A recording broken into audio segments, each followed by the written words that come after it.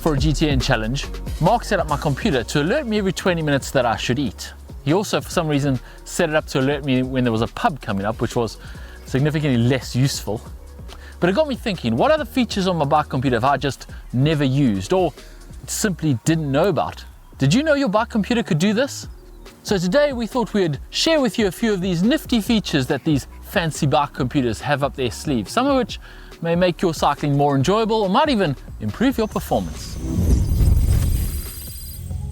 Starting with a really simple one, your screen layout. Recently we did a video out in Kona with a few of the Wahoo Pro athletes, and we quizzed them on how well they knew their data fields and their data screens. And it turns out they knew them really well, which is not really surprising, I guess, because they stare at them for many hours. They were all slightly different, but they all knew exactly which screens they had and in what order, which just goes to show just how important the data that you display on your field is.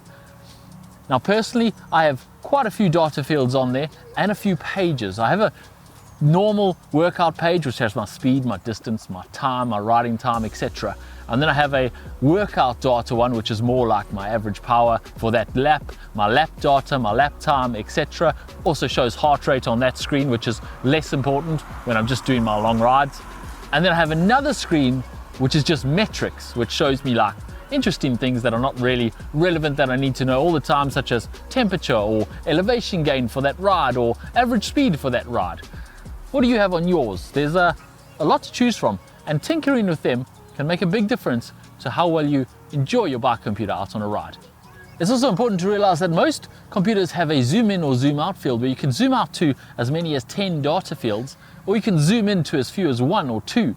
And this is quite useful when it comes to really focusing for a hard interval or a hard effort. You can zoom right down to just the data fields that you need to know. In fact, with the Wahoo that I've got here, you can connect it to the app, the Wahoo Element app, and you can actually rearrange the fields on the go. It does this in real time. So you can pull out your app halfway through the ride and actually rearrange the data fields so you can see exactly what you need to see for that day if you didn't have it when you started.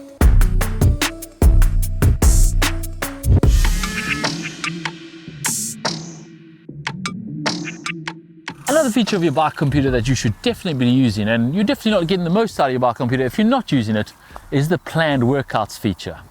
This is where your bike computer can guide you through structured workouts, telling you when to push hard, when to go easy, when to start, when to stop, and when to back off. Now you can build these using any training app such as the Wahoo System, Training Peaks, or Today's Plan, or any similar app. You then upload it to your bike computer and the bike computer will guide you through a structured workout. Of course, you can also do this indoors or outdoors, and if you're indoors and you link up something like the Wahoo bike computer to your smart trainer, your bike computer can actually control your trainer and control how hard you're pushing at different times.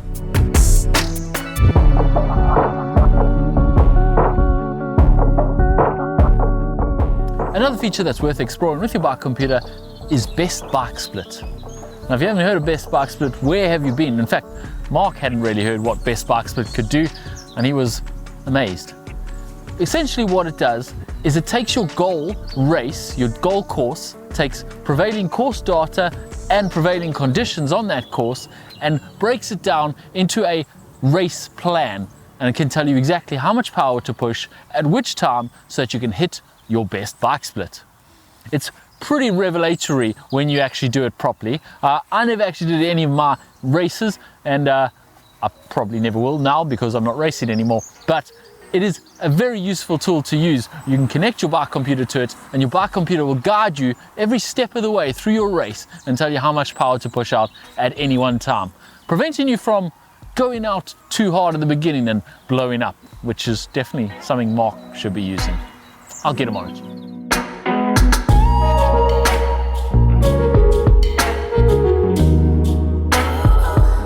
And then what about mapping and routing? Now this is a feature I actually use on my bike computer all the time. I hate to admit it, but I've lived in the UK for nearly 2 years now and I still don't know my way around it all. I get lost all the time. So it's pretty simple. I just go onto Commute or Strava, build a route, and then upload it to my device, and voila, there you go. Can follow turn-by-turn directions all the way to my destination and never worry about getting lost. Also, you can instantly share it with any of your ride companions, so it takes the pressure off guiding them around your route that you've designed too. You can know that they're going to follow the route. And then there's another trick that I've also been using my bike computer for, and that is to run with it.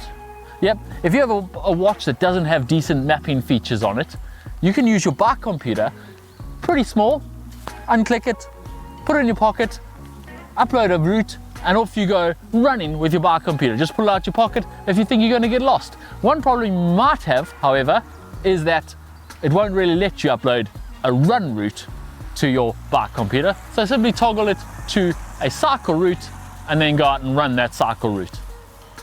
Tricky, but useful.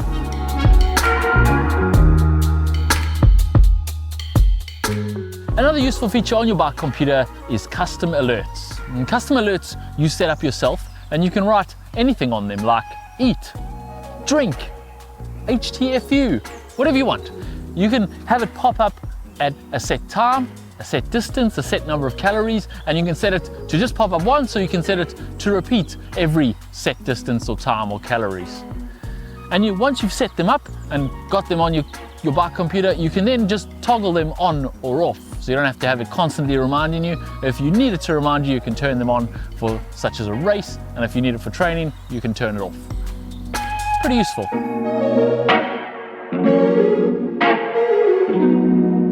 Another useful feature is the summit climbing feature, which is another one I've never actually used.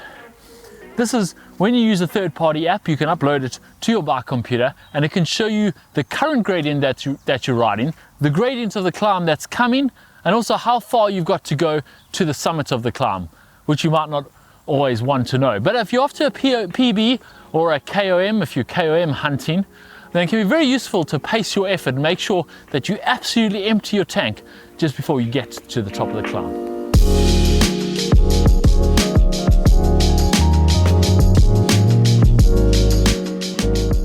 And finally, if you're into tech and gadgets, you may be surprised at just how many devices can connect to your bike computer.